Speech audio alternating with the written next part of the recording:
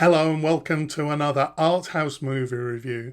This time I'm reviewing the film Ava, directed by Léa Mysius. So this is a coming-of-age film about a young girl who's got deteriorating eyesight. Now the first thing to really say about this film is some of the amazing cinematography. There's a long opening shot on the beach where lots seems to be happening, but it doesn't really particularly focus on anything, and there's something about the colours and the general atmosphere which just makes it really compelling. And then we get this black dog that just works its way through the crowd and arrives at our main character Ava in the foreground. I really like this opening and it felt like it drew me in very quickly. A lot of this is set on the beach, and so it's a beautiful location and the cinematography really makes the most of this. There was one absolutely amazing composition where Ava is walking on top of a building. It's a very square building and there's something about that composition which I just found absolutely stunning. It's a really striking shot. So Ava has a single mum and a younger baby brother, and although at face value the mum seems to be really nice and caring, there is a sense of superficiality in the way that the mum is, and it doesn't feel like Ava is getting very much support, both in terms of her journey to adulthood and her deteriorating eyesight. Ava has a feeling that she has to solve her problems for herself, and she does most of this out of the home. I like that the director resists showing us a shot of blurred vision through Ava's eyes. This would have been a very easy, obvious thing to do, but instead it's communicated by other means. For example, when Ava is looking out of the little window in the bunker, we really get a sense of how she's struggling because the light is deteriorating at that time, and almost her facial expressions give us the sense at which